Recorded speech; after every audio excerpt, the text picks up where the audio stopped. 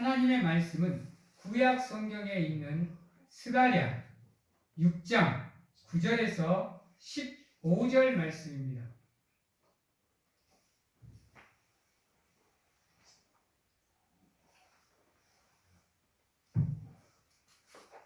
스가랴 6장 9절에서 15절 말씀 제가 봉독해 드리도록 하겠습니다.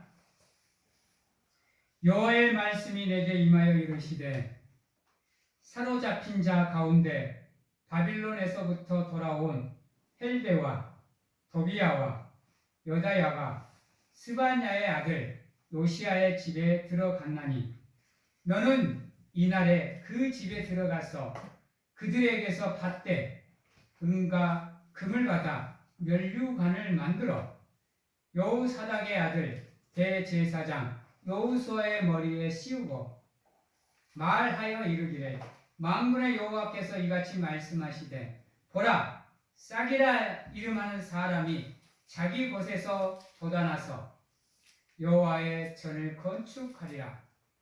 그가 여호와의 전을 건축하고 영광도 얻고 그 자리에 앉아서 다스릴 것이요 또 제사장이 자기 자리에 있으리니 이 둘 사이에 평화의 은원이 있으리라 하셨다 하고 그 면류관은 헬렘과 도비야와 여다야와 스바냐의 아들 헨을 기념하기 위하여 여호와의 전 안에 두라 하시니라. 먼데 사람들이 와서 여호와의 전을 건축하리니 만군의 여호와께서 나를 너희에게 보내신 줄을 너희가 알리라. 너희가 만일 너희의 하나님 여호와의 말씀을 들을진대 이같이 되리라. 아멘. 아멘.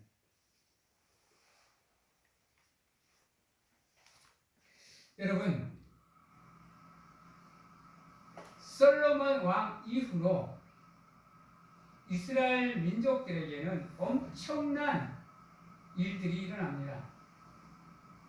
첫 번째는 나라가 둘로 나뉘어 버립니다.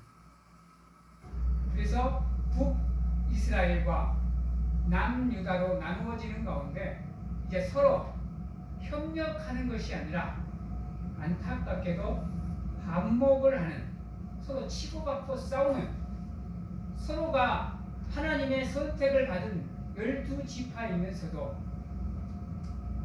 서로가 서로를 못 잡아먹어서 안달이 되는 안타까운 일들이 일어납니다. 그래서 서로가 서로를 도와주지는 못할 망정 서로의 위기 속에서 상대방이 기뻐하고 즐거워하는 그런 안타까운 모습이 나타납니다. 또 하나는 안타깝게도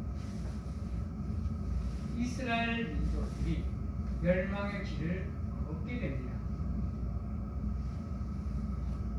북이스라엘은 북이스라엘대로 남유다는 남유다대로 멸망의 길을 걷게 됩니다. 그리고 나서 이제 나라가 없이 포로 생활을 하게 됩니다. 사랑하는 성도 여러분, 하나님이 선택한 사람인데, 하나님이 선택한 민족인데, 안타깝게도 분열하고 멸망하고 포로가 되는 고통의 길을 걷게 됩니다.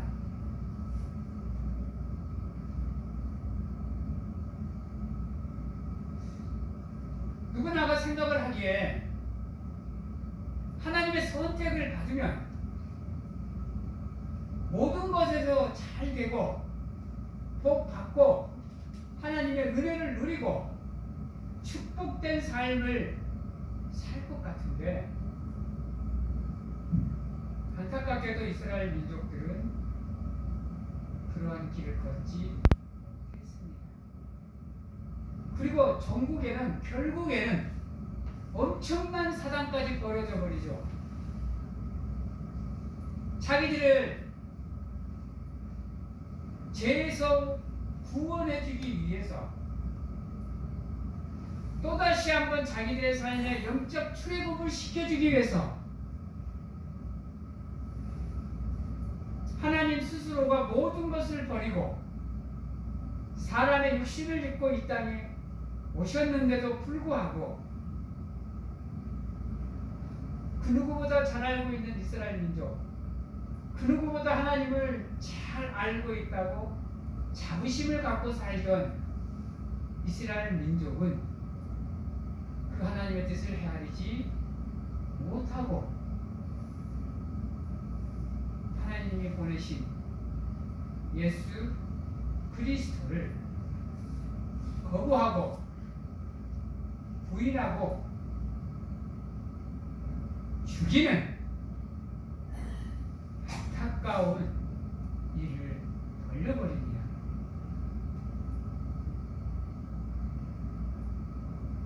놀랍지 않습니까? 자기들 입술로는 자기들은 하나님께 선택을 받은 사람이고 다른 사람들은 다 이방인이라고 개무시해놓고는 정작 가장 중요한 때 그들은 이방인보다도 못한, 아니 해서는 안 되는 선택을 해버립니다.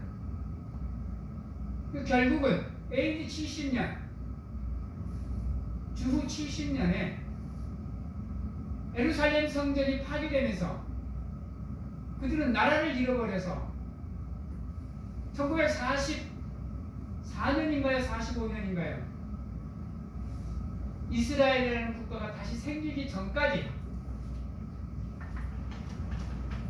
거의 2000년에 가까운 세월 동안 나라가 없이 떠도는 안타까운 상황을 맞이합니다.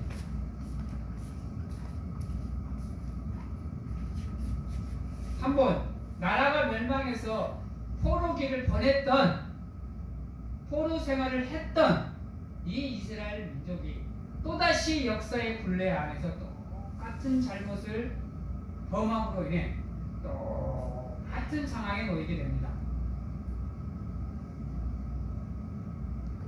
지금 어떻습니까?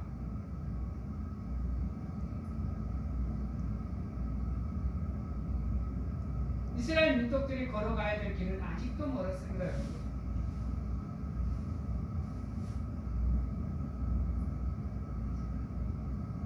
이스라엘 민족들은 이스라엘 민족이고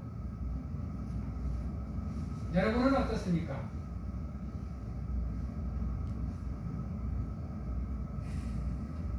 하나님께 선택을 받고 지명을 받아서 영적으로 출애굽을 하신, 그래서 하나님의 백성으로 거듭나신, 그래서 나는 하나님을 믿는 백성이라고 자부하고 살아가시는 여러분들의 삶의 모습은 어떻습니까?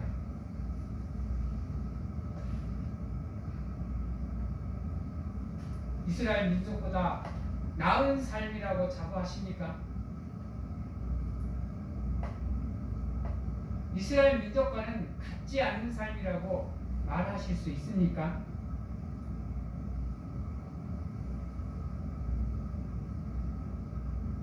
우리 이 시간에 한번 이 말씀을 거울 삼아서 여러분들의 삶을 한번 비추어 보시는, 조금은 쓰림, 조금은 고통에 함이 되는,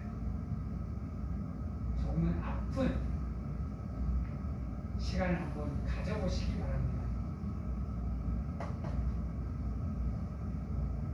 우리가 걸어온 2024년 11개월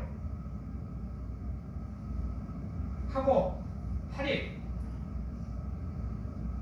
여러분들은 어떠한 삶을 살아오셨는지 여러분들의 삶의 발자취를 한번 돌아보시기 바랍니다.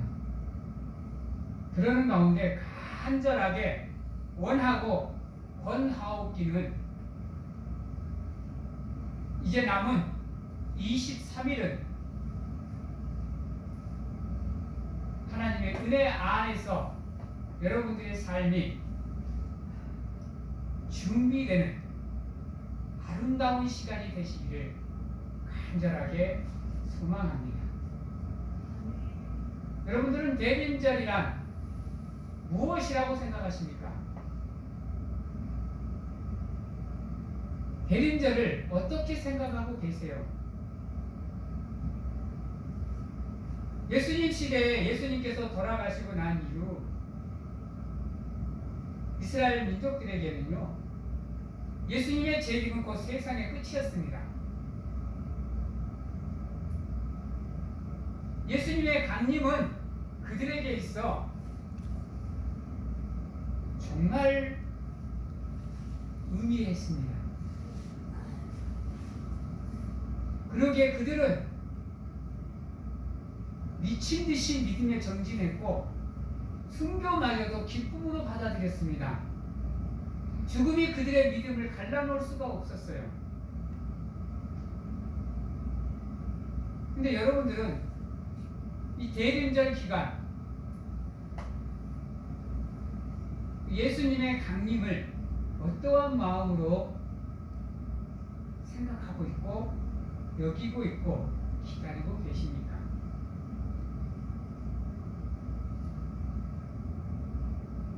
대림절을 통해서 예수 그리스도의 탄생을 통해서 여러분들이 짚어봐야 되는 게 바로 여기에 있습니다. 성장하는 삶을 살 것인지, 제자리에 멈춘 삶을 살 것인지, 아니면 뒤로 퇴보하는 삶을 살 것인지는 지금 이 시간, 이 남은 시간이 여러분들의 삶의 전진과 후퇴를 결정하게 될 겁니다. 2025년 새해의 삶은 하나님이 원하시는 장성한 분량까지 성장해 가시는 아름다운 성도로서의 삶을 살아가겠노라고 확신하고 결단하는 사랑하는 성도님들이 되시기를 바랍니다. 근데요, 이 이스라엘 민족들이 그러한 삶을 살 수밖에 없는 이유가 있습니다. 무엇일까요? 15절입니다.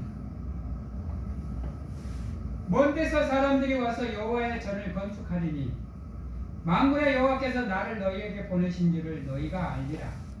너희가 만일 너희 하나님 여호와의 무엇을 들을진대, 여러분, 무엇을 들을진대, 이 무엇이 뭐예요? 여러분, 말씀이에요.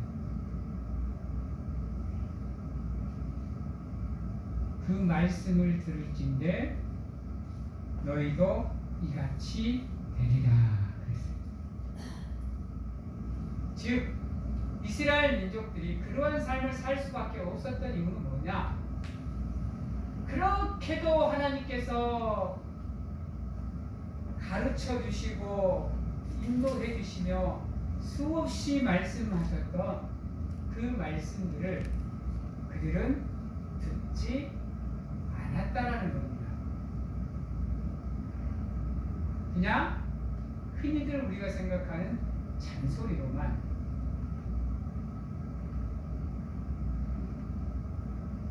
기약 없는 메시지로만, 요란한 꽹가리에 허공을 치는 소리로만 들었다라는 겁니다. 매를 두드려 맞지 않는 이상 그들은 하나님의 말씀을 알지 못했어요. 여러분, 그러니까 나라가 둘로 나뉘어지는 순간에도, 나라가 멸망의 길을 걷는 그 순간에도, 자신들이 포로로 살아가는 그 순간에도 이들은 하나님의 말씀을 기억할 수가 없었습니다. 알 수가 없었어요. 그러니까 결국은 하나님의 인간이 되어 스스로 이 땅에 내려오시는 그 엄청난 사건 앞에서도 하나님을 하나님으로 인정하지 못했다라는 겁니다. 그들이 하나님으로 인정하는 삶을 살았으면요, 이렇게까지 고통스러운 삶을 살지 않아도 돼요.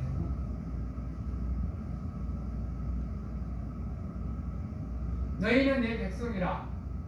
너희가 내 말에 듣고 순종하면 내가 너희의 하나님이 되어줄 것이다. 이 약속을, 이 언약을 이들은 믿지 않았어요. 창세기부터 시작해서 요한계시록까지 흐르는 하나님의 언약이 바로 그겁니다. 너희가 내 말을 들으면 내가 너희 하나님이 되어주고 너희는 나의 백성이 되리라. 이 성경 66권을 간통하는 이 하나님의 언약을 이들은 알지 못했어요.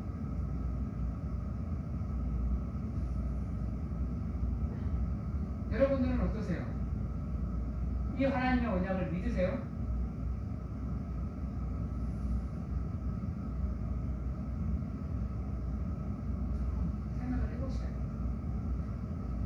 여러분들 또한 하나님의 말씀에 순종하는 삶을 살지 않는 이유가 바로 하나님의 이 언약을 믿지 못하기 때문에 기도하지 못하고 예배드리지 못하고 찬양하지 못하고 헌신하지 못하고 하나님을 사모하지 못하고 하나님을 온전히 사랑하지 못하는 겁니다. 내가 하나님의 말씀을 들으면 반드시 하나님이 나의 하나님이 되어주리라. 내가 하나님의 말씀을 듣는 삶을 살면 반드시 하나님이 나를 하나님의 백성으로 삼아주리라. 이거에 대한 믿음이 여러분들이 확고하게 서 있지 않다 보니 여러분들의 삶에 믿음의 곡선이 상하향선을 그릴 수밖에 없는 삶을 사신다라는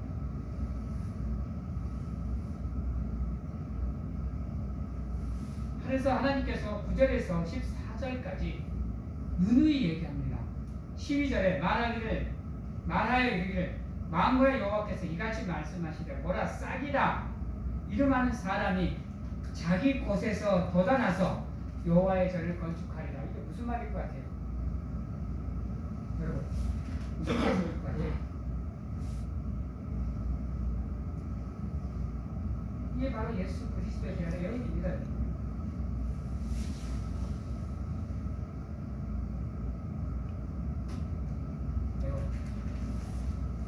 여기서 싹이 예수 그리스도를 의미합니다. 자기의 것이라는 것이 바로 이 세상을 의미합니다. 이 땅을 의미해요. 주의 성전을 건축하리라는 말은 뭐예요? 주의 성전을 회복하리라는 말이에요. 그대로 이루어졌잖아요. 응? 안 그런가요? 13절에 그가 여호와의 전을 건축하고 영광도 얻으셨잖아요. 자기 자리에 앉아서 우리를 다스리고 계시잖아.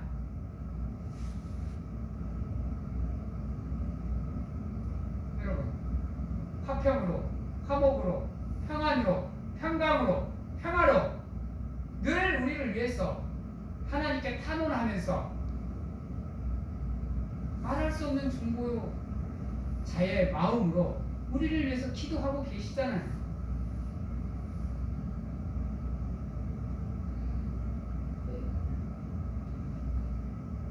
여러분,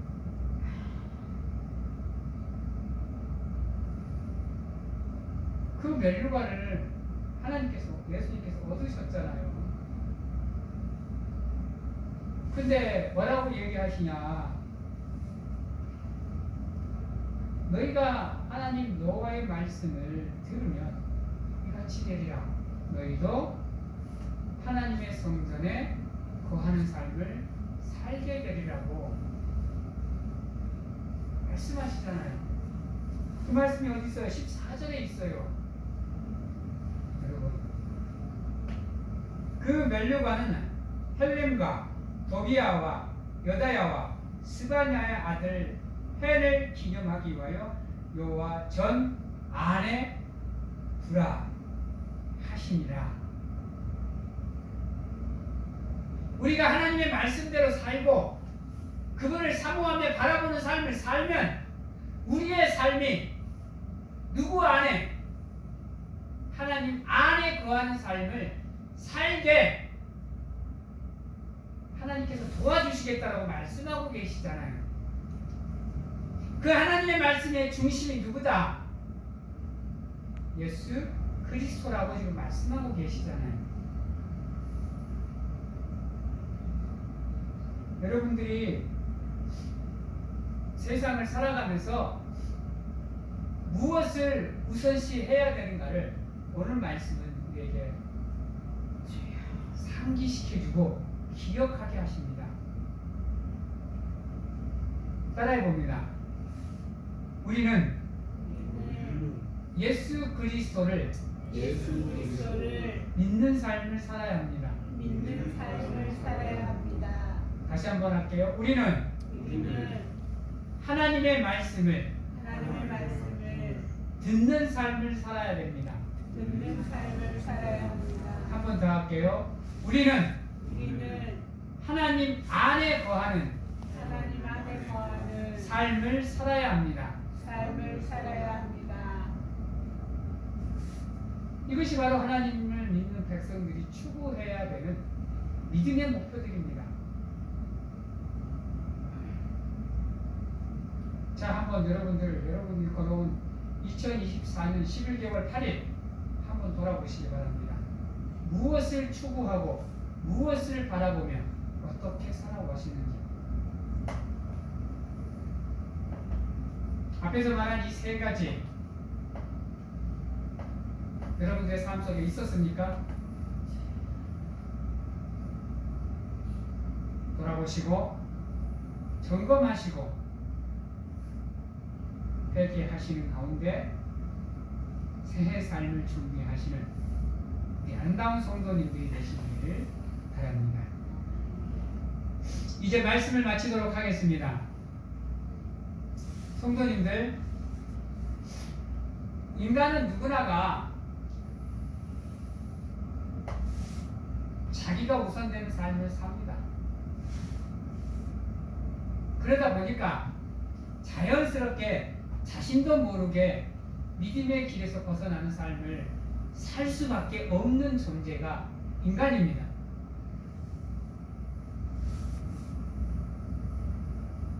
그걸 누구보다도 잘 알고 계셔요. 그래서 여러분들에게 누누이 말씀하시고 가르쳐 주시고 지도하시는 가운데 하나님의 사람은 어떻게 살아야 된다고 가르쳐 주십니다. 그 하나님의 음성을 듣고 살아가십니까? 아니면 외면하고 살아가십니까?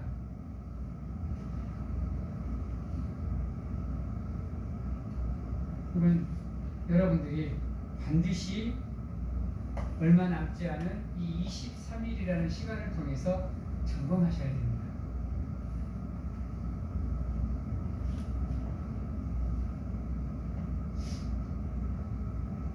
하나님의 말씀을 절대로 거역치 마십시오. 물론 완벽하게 우리가 하나님의 말씀에 순종하고 행하는 삶을 살 수는 없습니다. 그러나 노력하십시오. 힘쓰고 애쓰시는 가운데 그 하나님의 음성을 듣고 행하는 삶을 살기 위해서 노력하시는 가운데